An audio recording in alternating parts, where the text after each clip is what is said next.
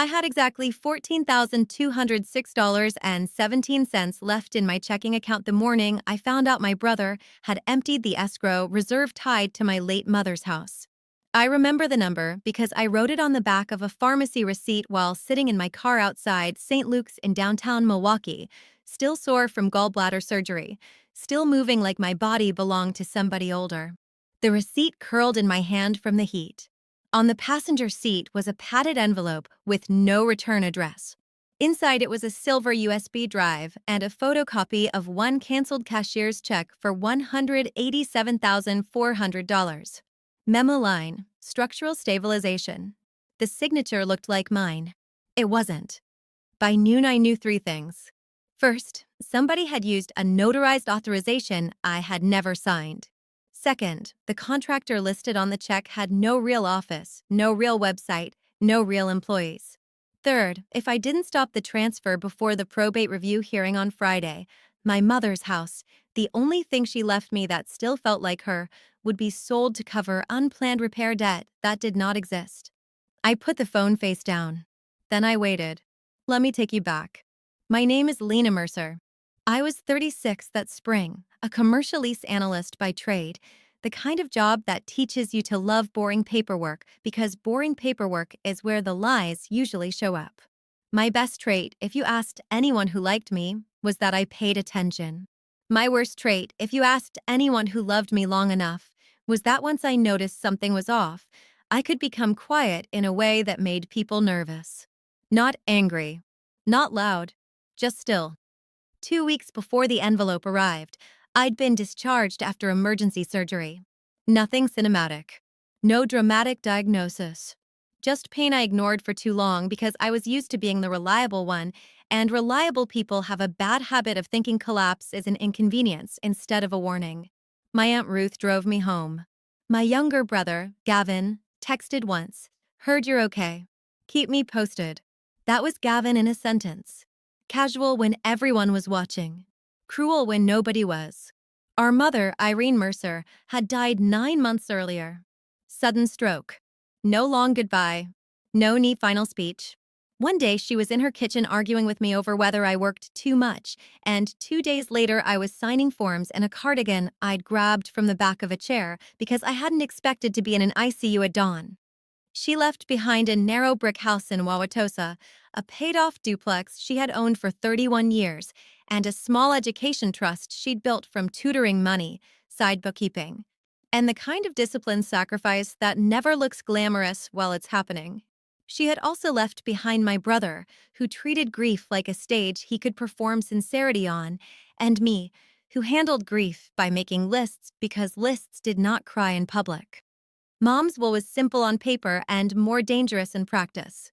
The duplex would remain in the estate until probate cleared. Then it would pass to me, along with her bookkeeping files and the upstairs apartment income, because I had been the one managing repairs, taxes, and tenant emergencies for the last 7 years. Gavin would receive a separate cash distribution from an irrevocable trust funded by an insurance policy our mother had never mentioned to him directly. Same total value, different assets, cleaner administration. It was fair, which, in some families, is the same thing as provocative. Gavin did not take it well. He was 32, handsome in the expensive, maintained way, the kind of man who always looked like he had just stepped out of a dealership lounge. He sold donor relationships for a regional arts nonprofit, which meant he had excellent posture, a persuasive smile, and a deep belief that charm counted as labor. He had married a woman named Tessa who wore tasteful neutrals and spoke in gentle tones that somehow always made me sound unreasonable in comparison. Together, they had perfected a style of social aggression I'd only later learned to call polished contempt. At the reading of the will, Gavin leaned back in his chair and said, "So Lena gets the house because she likes spreadsheets?" The probate attorney, Mr. Holbrook, adjusted his glasses. "Your mother's estate plan was drafted over 2 years. The distributions are not arbitrary." Tessa put a hand on Gavin's wrist like she was soothing a child in church. "I'm sure Irene had her reasons." She said my mother's name like she had discovered it in a museum. That was the first old scar. Gavin as the golden sun even when he was failing upward, me as the daughter who got assigned capability and then punished for surviving it. When he bounced a semester of tuition money on a startup that sold imported espresso carts, Mom called him ambitious. When I asked her to co-sign a used car loan after I got my first promotion, she asked me for a 5-year repayment plan. The second scar came 3 months after Mom's funeral at a donor brunch for Gavin's nonprofit. I had stopped by to hand him estate tax forms he kept forgetting to sign. He took one look at my CVS tote bag and low bun and said, smiling at 2 board members beside him, "My sister handles death paperwork now. She's oddly built for it." One of the women laughed because she thought he was joking. I said, "I handle things you don't read." He smiled wider. "That's what I mean." Calm cruelty always lands harder because it leaves no clean bruise. After my surgery, while I was home recovering, Gavin suddenly became energetic about the estate. Daily texts, concerned voicemails, suggestions that I rest and let him handle more of the probate logistics. He even brought soup once. Tessa came with him carrying tulips and an expression of practiced concern. "You should not be making legal decisions on pain medication," she said, setting the flowers in my sink before asking where the vase was. "I'm on ibuprofen. You know what I mean." At the time, I told myself maybe grief had matured him. Maybe the delay in probate had finally made him practical. Maybe people do, occasionally, become better after losing someone central. That was my flaw. I noticed everything, except sometimes the thing I most wanted not to be true. The clock started ticking on a Wednesday at 1:14 p.m. when Mr. Holbrook called and said, "Lena, there's a problem. A contractor claim has been entered against the estate for emergency stabilization work on the duplex.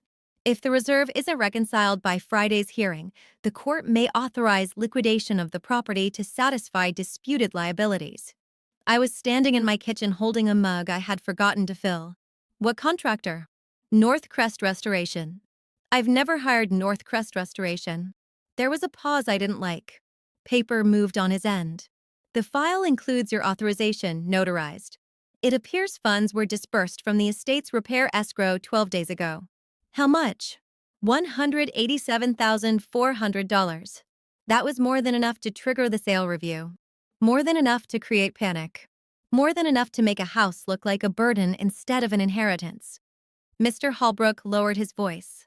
"If you miss this, you lose everything." By 3 p.m., the anonymous envelope was on my passenger seat. I plugged the USB into my laptop that night with the curtains closed, which I realize sounds melodramatic until you have lived through a moment when your own name starts appearing in forged PDF file names. Inside were 6 folders. The first held copies of estate disbursement forms, including a notarized signature page with my name printed in the wrong version of my signature, the loop in the L too narrow, the tail in Mercer too long. Small differences. Obvious if you knew my hand. Invisible if you only knew forms. The second folder held metadata exports, PDF creation logs, scan timestamps, device IDs. The authorization had supposedly been signed on a Tuesday at 10:11 a.m. while I was still in the hospital on a morphine drip.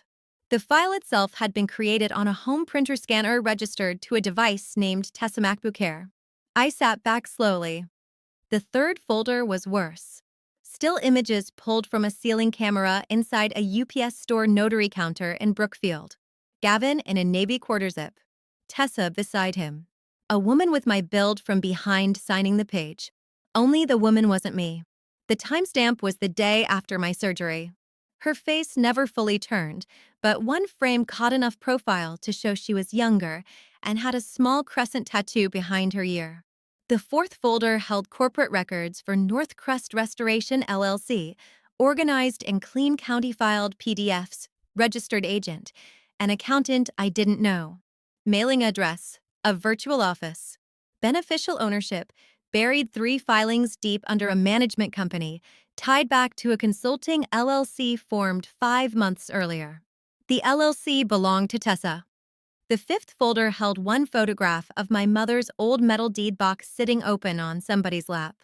Inside it, I could see the corner of the house file, the trust index tabs, and the sealed letter marked in Mom's handwriting, Holbrook/open if contested. I stared at that image for a full minute. The sixth folder contained only a note in plain text. Check the canary clause. He doesn't know she added it. Use the yellow file, not the blue one. No signature. No explanation. The second folder changed everything. The next morning, I went back to Mr. Holbrook's office and placed the USB on his desk between us. He was in his 60s, the kind of probate lawyer who looked permanently pressed and faintly disappointed in modern technology. He watched the files load, leaned closer when the device ID appeared, then sat back and removed his glasses. "Where did you get this?" "I don't know." "Do you know who sent it?" "No. Do you know what this is?" "Yes," I said. "It's fraud." He nodded once. "It is potentially fraud, forgery, false notarization, and attempted diversion of estate assets. And if the canary clause is what I think it is, your mother anticipated an internal challenge." He stood, crossed to a side cabinet, and took out two expanding files, one blue, one yellow. My pulse actually stuttered. He looked at me. "Your mother changed firms after your first draft conference. She believed Gavin might pressure you after her death. So she inserted what's informally called a canary clause into the final estate package. If any beneficiary challenged title using forged authority, concealed transfer chains, or fabricated vendor debt, that beneficiary's cash distribution could be suspended pending fraud review and redirected to litigation costs." I said nothing. Mr. Holbrook opened the yellow file. Inside was an affidavit from my mother, signed and witnessed 18 months before she died. In it, she stated plainly that Gavin had previously taken money from her business account, then denied it until confronted with bank logs. She further stated that if any future dispute arose involving falsified signatures, sham vendors, or coercive pressure surrounding the duplex, the executor and counsel were authorized to seek injunctive relief and immediate asset preservation without additional family consent. My throat tightened for reasons that had nothing to do with money. "She knew," I said. "She worried," he corrected gently. "There's a difference." Then he read the line that changed the room. "In the event my daughter Lena is medically incapacitated, recovering, or otherwise vulnerable when such action occurs, that timing shall be considered evidence of bad faith." I looked down because I did not trust my face. Mr. Holbrook closed the file. "Lena, we moved today." "What does that mean?" "It means we petition for an emergency asset freeze. We subpoena the notary log, the camera footage, the contractor records, and beneficial ownership. We file notice with the probate court before Friday. And if Gavin or his wife speak to you directly, I know." He held my gaze. "No. I need to hear you say it." I inhaled. "I don't engage without counsel." He nodded. "Good." I stood to leave, then turned back. "This isn't revenge," I said, mostly to myself. Mr. Holbrook's mouth moved into the smallest hint of approval. "No, this is justice." By that afternoon, Gavin knew something was wrong. He called 3 times, then texted, "Heard you're making things bigger than they need to be." Then, we were trying to simplify the repair issue so the property didn't become a burden. Then, finally, "Tessa is devastated that you're accusing her of something ugly when she was only helping." That phrase stayed with me. Only helping. It appears in half the worst family stories in America, usually right before a bank statement. I didn't answer. At 7:40 p.m. Tessa emailed me directly. "Lena, I'm reaching out woman to woman. Gavin is spiraling and I know grief affects everyone differently. We never wanted this to become adversarial. The contractor situation may look irregular because we were trying to expedite repairs before donor season consumed our schedule. If you force litigation, all of this becomes public record. I'd hate for your employer to see allegations involving forged documents, even if they're ultimately misunderstandings." There it was. Smugness wrapped in concern. Humiliation as leverage. I forwarded it to Mr. Holbrook. He replied 30 seconds later, "Good. Threat plus awareness. Save everything."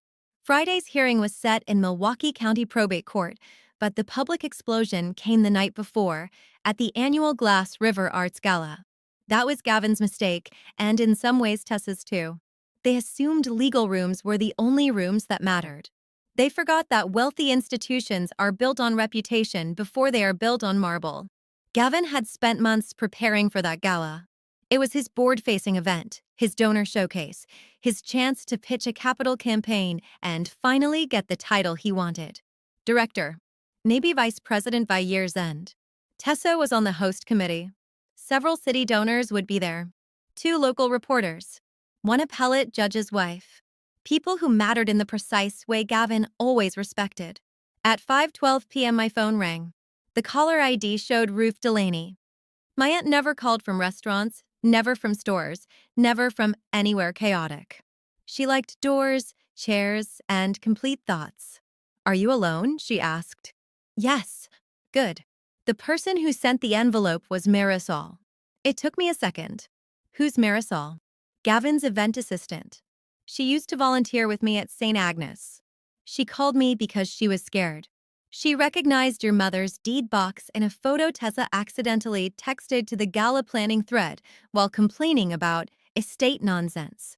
Marisol also saw Tessa pay a girl from her Pilates studio to impersonate you at a notary counter. She copied what she could before quitting. I sat down slowly on my couch. Why didn't she come to me? She thought you wouldn't believe her. She said you looked tired at the funeral and efficient afterward. Some people mistake that for indifference. I closed my eyes. There's more, Aunt Ruth said. Marisol is at the gala tonight because Gavin begged her to stay through the event. She's willing to sign an affidavit, but she wants counsel present. Did you tell Holbrook? I told someone better for this part. Who? The board chair. I opened my eyes. Excuse me. Ruth let that hang for half a beat. Thomas Vale. Yes, that Thomas Vale. He was your mother's evening accounting client for 11 years. She helped keep his first theater alive when he was broke. He doesn't like being used as scenery by liars. That was the ally identity twist I never saw coming. My mother, in typical Irene Mercer fashion, had left no fanfare around the relationships she built. She just showed up for people, quietly, until one day the right person answered the phone. At 6:30 p.m., while Gavin adjusted cuff links in a museum restroom, the board chair of his nonprofit received a packet from Holbrook's firm containing a preservation notice, an affidavit summary, corporate ownership records linking Tessa's LLC to North Crest Restoration, and a caution that any donor funds or organizational channels used to facilitate fraudulent estate transfers could expose the nonprofit to reputational and compliance risk. At 6:52 p.m., Marisol signed her affidavit in a side office at the gala venue with a junior litigator present. At 7:08 p.m., I walked into the gala in a black dress I had nearly talked myself out of wearing because my abdomen still hurt and because part of me hated the idea of entering Gavin's world on purpose. Then I remembered my mother's affidavit in the yellow file. Then I kept walking. The museum atrium was all glass and reflected city light. Waiters moved through donor circles with champagne. A jazz trio played near the sculpture stairs. Gavin saw me almost immediately. His expression flickered from irritation to performance. Lena, he said, coming toward me with open hands. I'm so glad you came. This is not the place, no, I said. It isn't. Tessa joined us, smiling too quickly. You look well. We were concerned the stress might be too much while you're still recovering. A nearby donor turned slightly, pretending not to listen. I said, you hired someone to sign my name. The smile held 1 second too long. I think you should be very careful. I am. Gavin's voice lowered. Whatever Holbrook told you, this can still be handled privately. Why would I want that? He blinked. Not because the line was dramatic. Because for the first time in his life, I think he realized the answer might not center his comfort. Before he could respond, a voice behind him said, Gavin, I need a word. Thomas Vale was taller than I expected and older than the photos on the nonprofit website. He wore donor confidence the way some men wear expensive coats, like they were born inside it. Beside him stood the board counsel, a woman I recognized from the packet footer. Gavin turned, already smiling. Tom, of course I was just, Vale cut him off. Not here. People noticed tone before content. The jazz trio kept playing, but the air changed around us. We stepped into a side gallery lined with regional landscapes and a single bronze horse sculpture. Tessa came too, then stopped when board counsel said, "You're included." Inside were 6 people: Vale, board counsel, Marisol with a legal pad in her lap, Mr. Holbrook, me, and then Gavin and Tessa, suddenly not as coordinated as they liked to appear. Holbrook did not sit. He placed 3 documents on a table in order. First, the LLC filing, then the device metadata, then the still image from the notary counter. Small, bigger, nuclear. Vale spoke first. "Before this proceeds any further in public view, I'd like Mr. Mercer to explain why the spouse of a senior staff fundraiser appears connected to a shell contractor attempting to divert estate assets through forged authorization." Gavin laughed once. "A terrible instinct. This is a family misunderstanding." Marisol spoke quietly from the corner. "No, it isn't." He turned so sharply I almost felt sorry for him. She went on, voice steadier now. "I saw Tessa pay Renee Calder to pose as Lena at Postal Annex on May 14th. I heard Gavin say the probate review just needed enough debt to force a sale. I copied the vendor thread because I got scared." Tessa's color changed. Board counsel slid over the screenshot of the planning thread where Tessa had texted, "Wrong file LOL," in response to the image of my mother's deed box. Tessa said, "That proves nothing." Holbrook answered, "The county notary log, the camera footage, and the beneficial ownership filings will prove the rest in court." Gavin tried a different angle. "Lena, come on. Mom wanted us both taken care of. You know that house is wasted on you. You barely even live there." I actually smiled then, not because it was funny, but because he had finally said the quiet part out loud in a room full of witnesses. Vale looked at him with open disgust. "Did you just say that?" Tessa stepped in. "This is emotional language during a stressful situation." Board counsel said, "Stop speaking." That was the dramatic irony of the entire evening. Gavin had spent years cultivating rooms where status protected him, only to be undone in one by documents he assumed nobody else would read. At 7:31 p.m., before the keynote remarks began, Gavin was placed on immediate administrative leave pending internal review. His access badge was disabled in front of 2 donors he'd been courting for 6 months. Tessa was asked to surrender her host credentials and leave the premises. She refused until security, not dramatic, just efficient, appeared at the gallery door. As she passed me, she said under her breath, "You think this makes you the winner?" I said, "No. I think it makes me documented." Then I went home. The courtroom the next morning was quieter than the gala and infinitely more dangerous. Probate court is not television. Nobody gasps on cue. Nobody delivers speeches standing at perfect angles to the light. It is fluorescent, procedural, and devastating in ways that last longer because they become record. Gavin arrived with separate counsel. That told me everything. Tessa sat behind him in cream silk, looking like a woman attending a recital she didn't respect. Mr. Holbrook had filed for an emergency asset freeze, injunctive relief, and suspension of Gavin's beneficiary distribution under the fraud carve-out tied to the Canary Clause. When the judge entered, everyone stood. Holbrook presented first. He moved carefully, laying the case out like someone assembling weight rather than drama: forged authorization, false notarization, sham bender, beneficial ownership concealment, timing during my medical recovery, and clear evidence of intent to trigger forced liquidation of the estate property. He explained each term in plain language: what metadata was, why beneficial ownership mattered, how a shell LLC obscured control, why a notarized signature was not magical simply because a stamp touched it. He showed the timeline against my hospital discharge records. Gavin's lawyer argued confusion, overzealous estate management, informal delegation, no completed sale, no actual damage beyond misunderstanding. Then Holbrook read my mother's affidavit. He did not raise his voice. He did not need to. When he reached the line about my medical vulnerability constituting evidence of bad faith if exploited, the courtroom went silent. Even the judge looked up.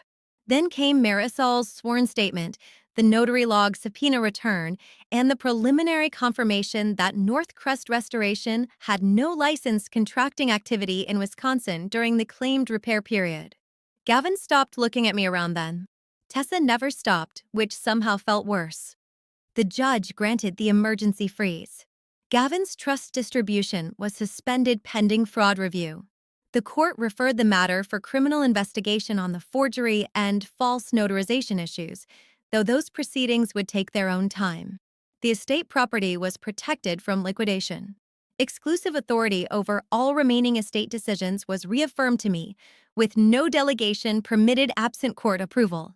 Then the judge added, almost as an afterthought, but not really, the court is particularly troubled by the apparent exploitation of a beneficiary's post-surgical condition.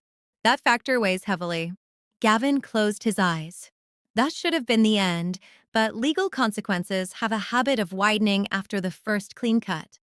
Over the next 3 months, board investigators found Gavin had used nonprofit work hours and staff channels while coordinating donor-facing events around the same period he was orchestrating the estate fraud. No donor money was stolen, which mattered. But compliance failures, misuse of internal communication systems, and dishonesty during the internal review were enough. He resigned before termination. Nobody believed it was voluntary. Tessa's Consulting LLC dissolved after the state inquiry into the fake contractor chain advanced far enough to make her brand advisory clients suddenly unavailable. The notary reached a settlement with regulators after admitting she had failed to verify identity properly. The woman from the UPS counter, the Pilates friend, Renee Calder, cooperated once she realized she had been told it was just a family document. Her statement helped more than she knew. My mother's duplex remained in the estate another 5 months, while the litigation costs were calculated. The canary clause did exactly what she intended. Gavin's suspended share was tapped first for estate legal expenses resulting from the fraud challenge. When the numbers finished moving, there was still a trust remainder for him, but far less than before. Enough to live with, not enough to brag about. He wrote to me twice. The first letter was furious. He called me vindictive, cold, theatrical. He said I had humiliated him publicly over a technical mistake. I did not respond. The second letter, months later, was shorter. 3 paragraphs. No adjectives. He admitted he had convinced himself he deserved the house because I was always the capable one and because capability, in his mind, meant less need. It wasn't an apology so much as an accidental confession. He said Tessa had told him the plan would only force a sale, not destroy me. As if those were meaningfully different. I put the phone face down. Then I waited. 1 year later, I was sitting on the back steps of my mother's duplex with coffee in a chipped blue mug she once called perfectly serviceable for 15 consecutive years. The upstairs apartment had been renovated properly, with permits this time. A graduate nursing student named Celia rented it and paid on time. I had taken a quieter role at work, same company, less overtime, better boundaries. On Thursdays, I helped Aunt Ruth at St. Agnes with budget spreadsheets for their food pantry, which would have made my younger self laugh and my mother nod like she expected nothing less. The house no longer felt like evidence. It felt like mine. Gavin had moved to Minneapolis after the nonprofit world in Milwaukee got too small for him. Tessa did not go with him. Their divorce filing was brief and unsentimental, which seemed fitting for 2 people who had once tried to convert family into leverage.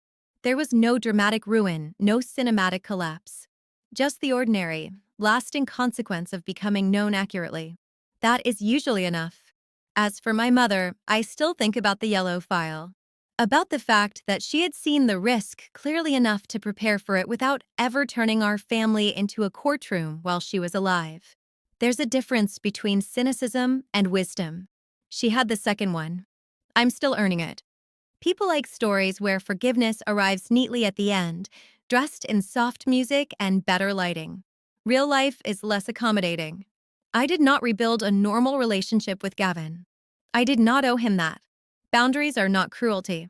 Distance is not bitterness. Sometimes self-worth looks like a locked file cabinet, a good lawyer, and the decision not to answer a message just because it has your name in it. The strangest part is this: the house was never the whole point. The money wasn't either. It was being told over and over in polished voices that my steadiness made me easy to deprive. That because I could survive, I should accept less. That because I was quiet, I would stay quiet. They were wrong. If this story hit something familiar for you, tell me honestly. If a family member forged your name and tried to take what was left to you, would you ever let them back in? And if you want more stories where the truth wins because the paperwork does, subscribe.